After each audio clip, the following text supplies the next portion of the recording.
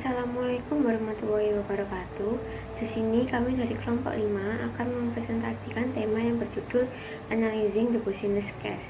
Sebelum itu, saya akan memperkenalkan anggota kelompok kami, yaitu yang pertama Anggrini Puspiatiwi dengan NPM akhir 044, yang kedua yaitu Muhammad Rafli Kusuma NPM akhir 083, 3 Nirmala Nur Oktavia Jala Senastri NPM akhir 166, yang keempat ada Vina Dwi Kurniati NPM akhir 181, 5 ada Raina Quirozika NPM akhir 187.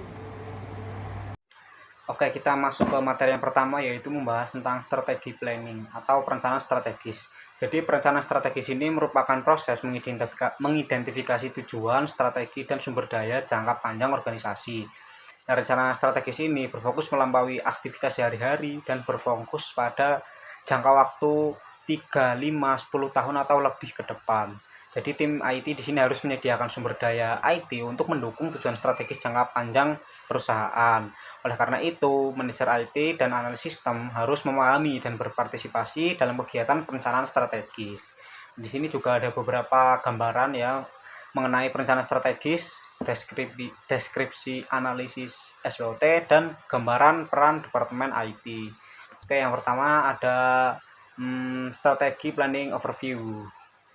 Jadi perencanaan strategis itu dimulai dengan pernyataan misi yang mencerminkan visi, tujuan, dan nilai-nilai perusahaan.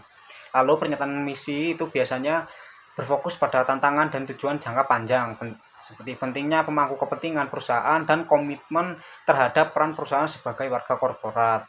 Nah, dengan pernyataan misi sebagai latar belakang, sebuah perusahaan itu mengembangkan tujuan dan sasaran jangka pendek. Contohnya, perusahaan dapat menetapkan sasaran 1 tahun, 3 tahun, dan 5 tahun atau memperluas pangsa pasarnya.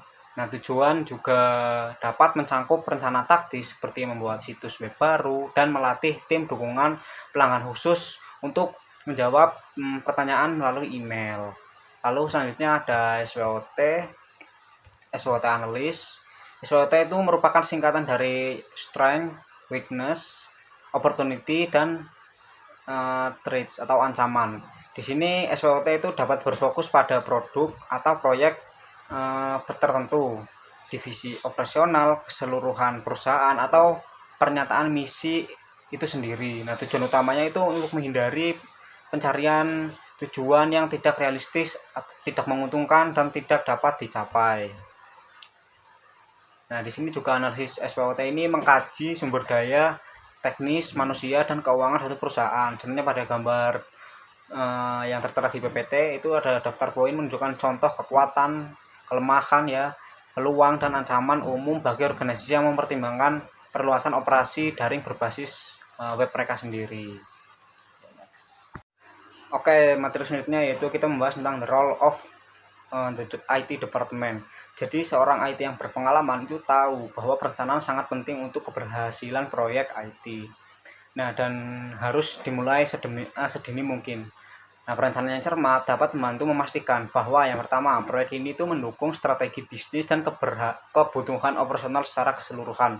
Yang kedua, ruang lingkup proyek itu didefinisikan dengan baik dan dinyatakan dengan jelas. Lalu yang ketiga, sasaran proyek itu harus realistis, dapat dicapai, dan dikaitkan dengan pernyataan, asumsi, kendala, faktor, dan masukan spesifik lainnya.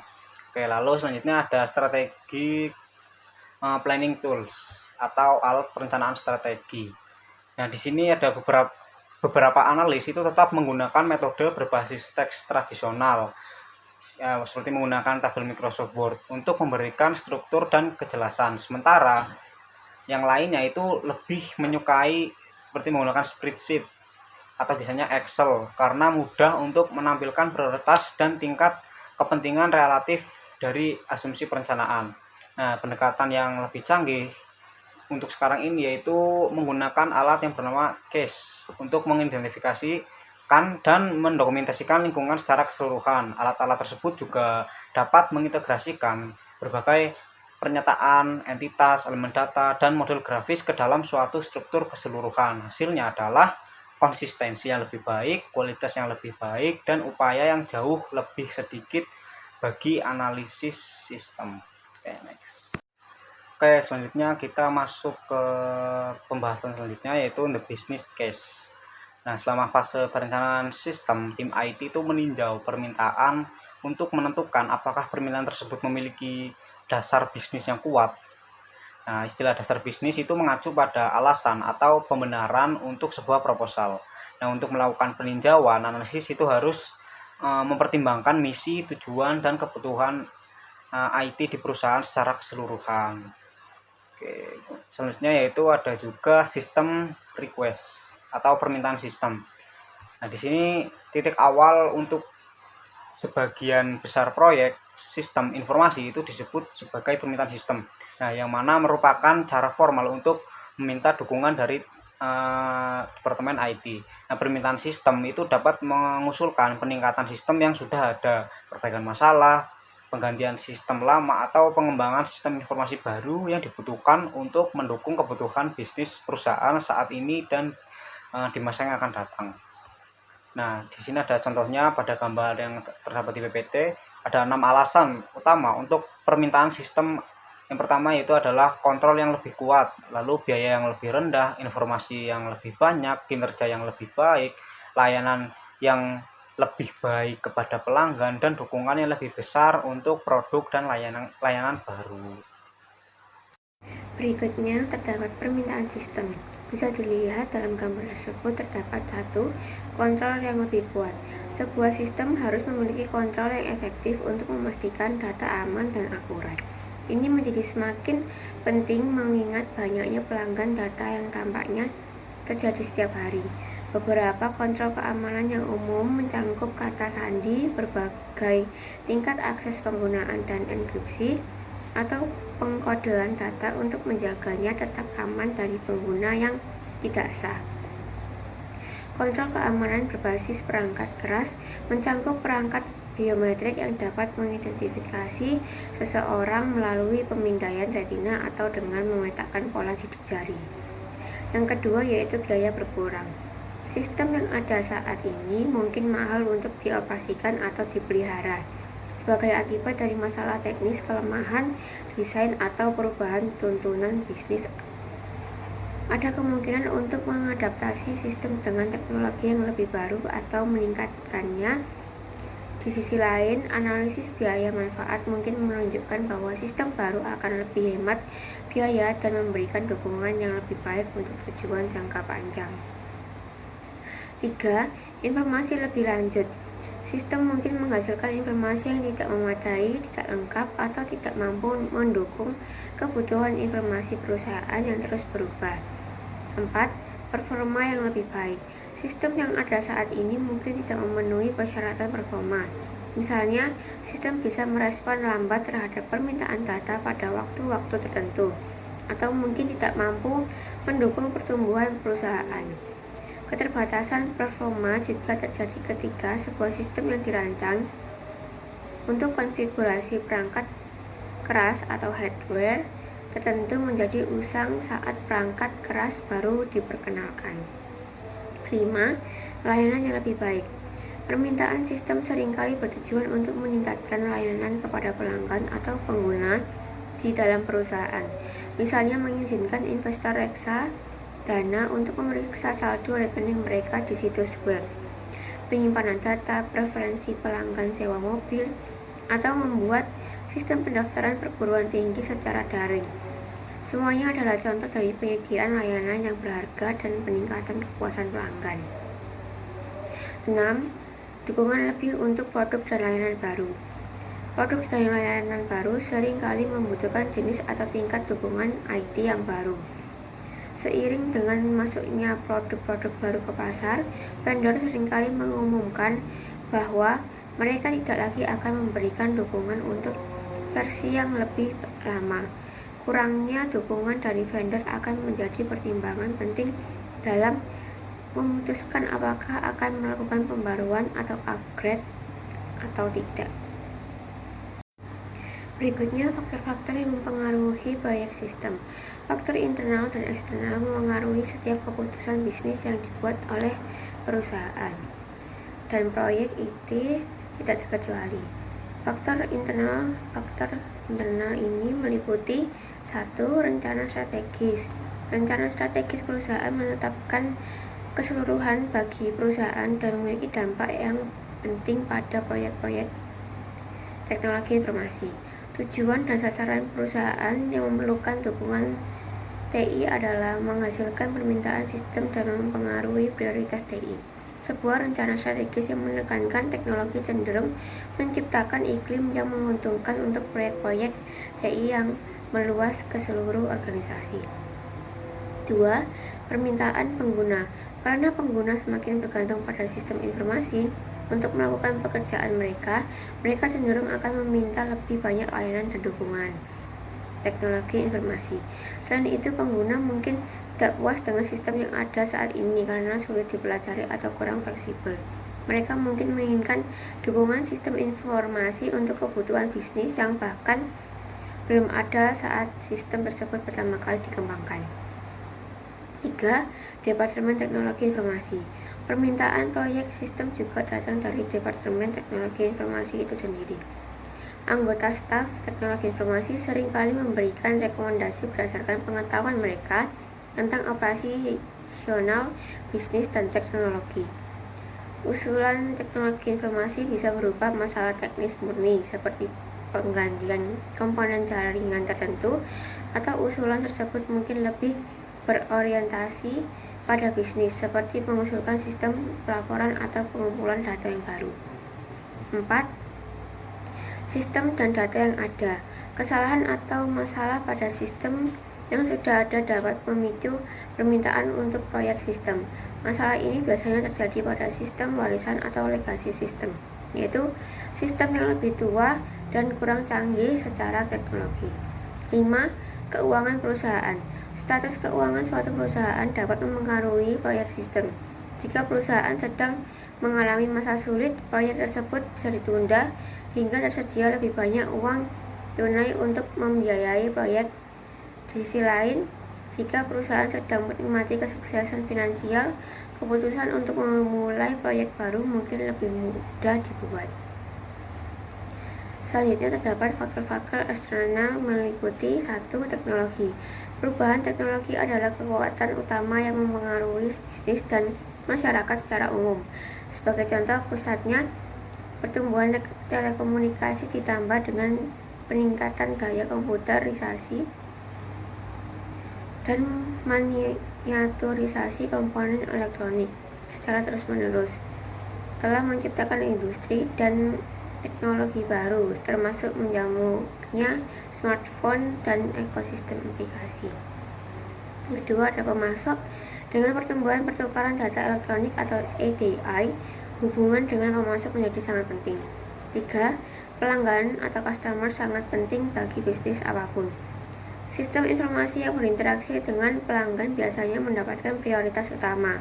Banyak perusahaan mengimplementasikan sistem manajemen hubungan pelanggan atau Customer Relationship Management atau CRM yang mengintegrasikan semua kegiatan dan transaksi terkait pelanggan termasuk aktivitas pemasaran, penjualan, dan pelayanan pelanggan. 4. Kompetitor atau pesaing. Kompetisi mendorong banyak keputusan sistem informasi. Contohnya, jika satu penyedia layanan telepon seluler menawarkan jenis layanan digital baru, perusahaan lain harus menyamai paket tersebut agar tetap kompetitif. Riset dan pengembangan produk baru, pemasaran, penjualan, dan layanan semuanya membutuhkan hubungan informasi teknologi. 5. Aktivitas ekonomi memiliki pengaruh kuat terhadap manajemen informasi perusahaan. Dalam periode ekspansi ekonomi, perusahaan harus siap dengan sistem yang dapat ditingkatkan atau scalable system untuk menangani volume dan pertumbuhan tambahan. Memprediksi siklus bisnis bukanlah ilmu pasti, dan penelitian serta perencanaan yang cermat sangat penting. 6. Pemerintah. Peraturan pemerintah federal, negara bagian, dan lokal secara langsung mempengaruhi desain sistem informasi perusahaan. Contohnya, persyaratan pelaporan IRS yang terbaru harus dirancang dalam paket penggajian. Nah, di sini ada processing system request. Nah, di sini tuh ada sebabnya, yaitu yang pertama ada formulir permintaan sistem atau sistem request form. Nah, itu di sini formulir yang dirancang dan baik akan menyederhanakan proses permintaan dan memastikan konsistensi. Formulir ini harus mudah dipahami dan menyertakan instruksi yang jelas. Dan formulir ini itu harus memiliki ruang yang cukup untuk semua informasi yang diperlukan dan harus menunjukkan dokumen pendukung apa saja yang dibutuhkan. Nah, sebagian besar perusahaan menggunakan sistem daring untuk meminta formulir yang dikirimkan pengguna secara elektronik karena itu formulir tersebut dapat diproses secara otomatis. Nah, yang kedua di sini ada komite peninjauan sistem atau sistem request tools. Sebagian besar perusahaan menggunakan komite peninjau sistem untuk mengevaluasi permintaan sistem. Alih-alih bergantung satu individu, pendekatan komite menyediakan beragam pengalaman dan pengetahuan dengan sudut pandang yang lebih luas. Komite dapat menetapkan prioritas lebih efektif daripada individu dan bias satu orang cenderung tidak mempengaruhi keputusan. Lalu di sini ada assessing request feasibility. Itu pertama di sini ada feasibility studies atau studi kelayakan. Nah, di dalam gambar tersebut itu studi kelayakan menggunakan 4 tolak ukur utama untuk mengukur proposal, kelayakan operasional, kelayakan ekonomi, kelayakan teknis, dan kelayakan jadwal. Nah, di sini tuh di sebelah kanan itu ada operasional, itu apakah proposal tersebut layak secara operasional atau apakah merupakan pendekatan praktis yang akan memecahkan masalah atau memanfaatkan peluang untuk mencapai tujuan perusahaan. Lalu di sini ada apakah proposal harus layak secara teknis, apakah sumber daya teknis dan sumber daya manusia yang diperlukan tersedia untuk proyek tersebut. Lalu apakah proposal tersebut layak secara ekonomi, berapa proyeksi penghematan dan biayanya, apakah ada faktor-faktor non-fisik yang terlibat seperti keputusan, pelanggan, atau citra perusahaan, apakah permintaan tersebut menghasilkan investasi bisnis yang baik. Dan yang terakhir di sini ada apakah proposal tersebut diselesaikan dalam jangka waktu yang diterima. Nah, yang selanjutnya di sini ada operasional feasibility atau kelayakan operasional. Kelayakan operasional artinya sistem yang diusulkan akan digunakan secara efektif setelah dikembangkan. Jika pengguna mengalami kesulitan dalam sistem baru, sistem tersebut tidak akan memberikan manfaat yang diharapkan. Dan budaya organisasi juga dapat mempengaruhi kelayakan operasional. Misalnya, sistem yang bekerja dengan baik di tempat kerja yang sangat terstruktur mungkin sangat tidak populer dan dalam budaya perusahaan yang lebih santai. Jadi selanjutnya di sini adalah kelayakan ekonomi. Jadi kelayakan ekonomi ini berarti bahwa manfaat yang diproyeksikan dari sistem yang diusulkan lebih besar daripada perkiraan biaya yang biasanya dianggap sebagai total biaya kepemilikan atau TCO, yang mencakup biaya dukungan dan pemeliharaan berkelanjutan serta biaya akuisisi. Jadi untuk menentukan TCO ini, analisis harus memperkirakan biaya dari setiap area. Yang pertama yaitu orang-orang termasuk staf, TI dan pengguna, perangkat keras dan peralatan, perangkat lunak, pelatihan formal dan informal, lisensi biaya, biaya konsultasi, biaya fasilitas, dan yang terakhir adalah perkiraan biaya tidak mengembangkan sistem atau menunda proyek. Nah, selanjutnya adalah kelayakan teknis. Jadi kelayakan teknis ini mengacu pada sumber daya teknis yang dibutuhkan untuk mengembangkan, membeli, memasang, ataupun mengoperasikan sistem. Jadi saat menilai kelayakan teknis, seseorang harus mempertimbangkan poin-poin yang pertama yaitu apakah perusahaan memiliki sumber daya perangkat keras, perangkat lunak, dan jaringan yang diperlukan. Nah, jika tidak, dapatkah sumber daya tersebut diperoleh tanpa kesulitan? Yang kedua yaitu apakah perusahaan memiliki keahlian teknis yang dibutuhkan? Jika tidak, dapatkah keahlian tersebut diperoleh? Yang ketiga yaitu apakah platform yang diusulkan memiliki kapasitas yang memadai untuk kebutuhan di masa mendatang? Nah, jika tidak, dapatkah diperluas? Yang keempat yaitu apakah prototip diperlukan? Yang kelima, apakah lingkungan perangkat keras dan perangkat lunak andal? Selanjutnya, akankah kombinasi perangkat keras dan perangkat lunak memberikan kinerja yang memadai, apakah ada ekspektasi dan spesifikasi kinerja yang jelas, dan yang terakhir yaitu apakah sistem akan mampu menangani volume transaksi masa depan dan pertumbuhan perusahaan. Jadi perlu diingat bahwa permintaan sistem yang saat ini belum layak secara teknis dapat diajukan kembali ketika perangkat keras, perangkat lunak, ataupun keahlian baru tersedia. Jadi biaya pengembangan mungkin berkurang ataupun nilai manfaatnya mungkin meningkat cukup besar sehingga permintaan sistem pada akhirnya menjadi layak. Jadi sebaliknya juga proyek yang awalnya layak dapat ditolak di kemudian hari. Nah, yang terakhir di sini adalah kelayakan jadwal. Jadi, kelayakan jadwal ini artinya suatu proyek dapat diimplementasikan dalam jangka waktu yang wajar.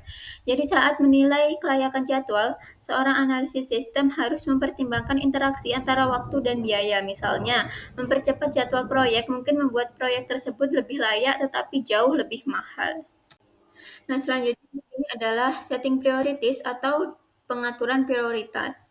Setelah menolak permintaan sistem yang tidak layak, komite peninjau sistem harus menetapkan prioritas untuk item yang tersisa.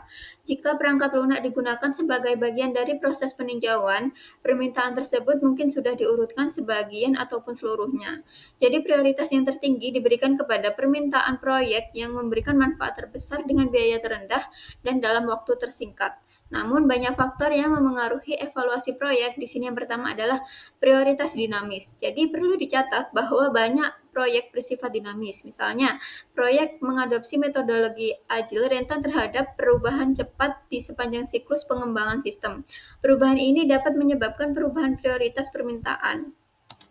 Nah, selanjutnya yaitu faktor-faktor yang memengaruhi prioritas. Jadi saat menilai prioritas proyek, seseorang harus mempertimbangkan hal-hal berikut. Yang pertama yaitu, akankah sistem yang diusulkan mengurangi biaya, di mana, kapan, bagaimana, dan seberapa besar. Kemudian yang kedua yaitu, apakah sistem ini akan meningkatkan pendapatan perusahaan, di mana, kapan, bagaimana, seberapa besar. Kemudian yang ketiga yaitu, apakah proyek sistem menghasilkan lebih banyak informasi atau hasil yang lebih baik, bagaimana caranya, dan apakah hasilnya akan terukur.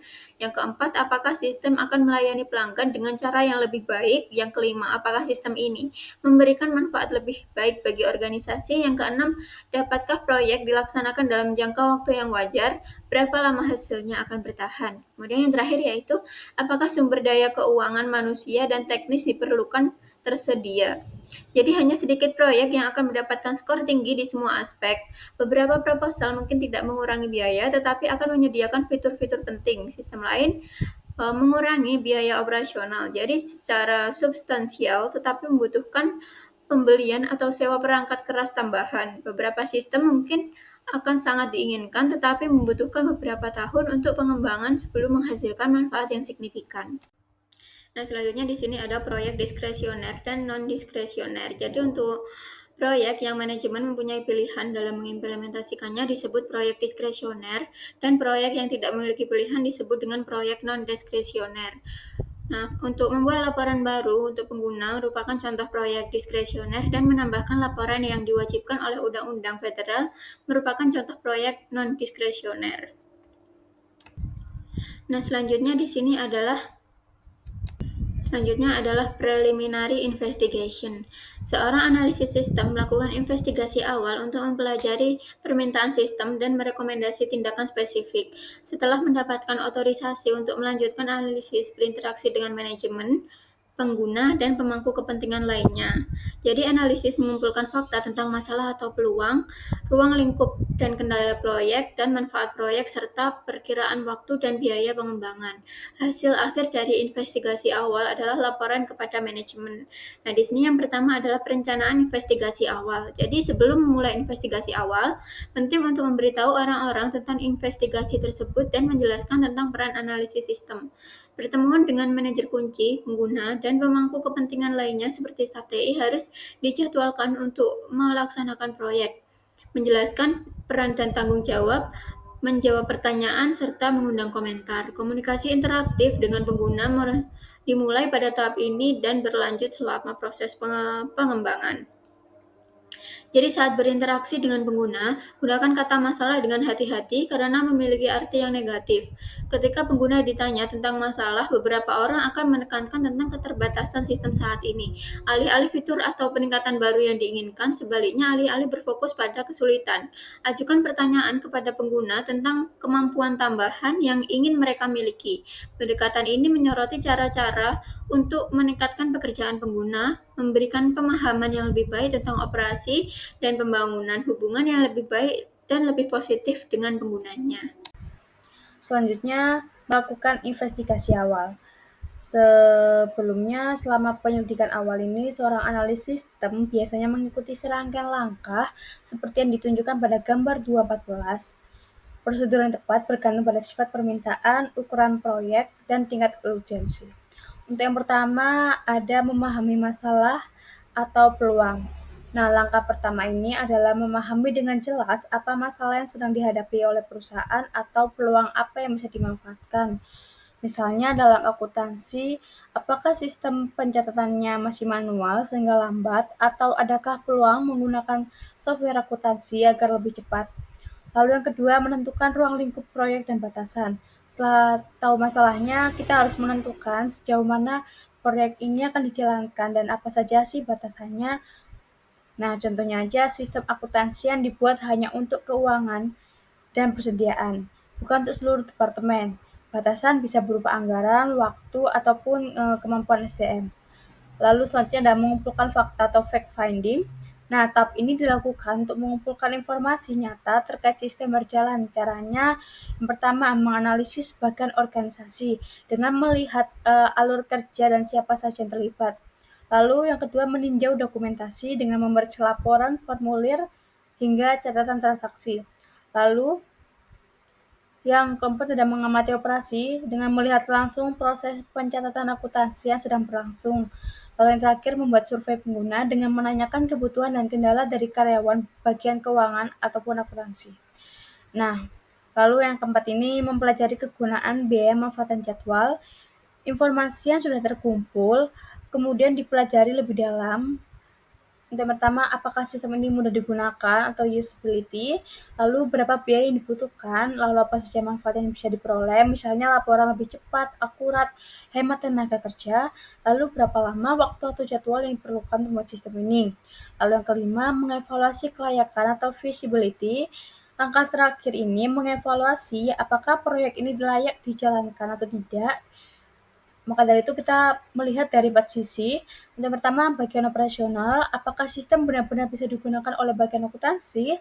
Lalu yang kedua, teknis, apakah tersedia perangkat keras, lunak, dan SDM yang mampu mengoperasikan. Lalu yang ketiga, ekonomi, apakah manfaatnya lebih besar daripada biayanya. Lalu yang terakhir, jadwal, apakah proyek bisa selesai tepat waktu. Selanjutnya, tugas akhir dalam penyelidikan awal adalah merangkum hasil dan rekomendasi yang dapat disampaikan kepada manajemen dalam bentuk laporan dan atau presentasi. Nah, laporan tertulis dan presentasi lisan ini merupakan contoh kebutuhan bagi analis sistem untuk mengembangkan keterampilan komunikasi yang kuat. Laporan tersebut mencakup evaluasi permintaan sistem, perkiraan biaya dan manfaat, serta argumen untuk bertindak yang merupakan ringkasan permintaan proyek dan rekomendasi spesifik. Format spesifik laporan penyelidikan awal dapat bervariasi.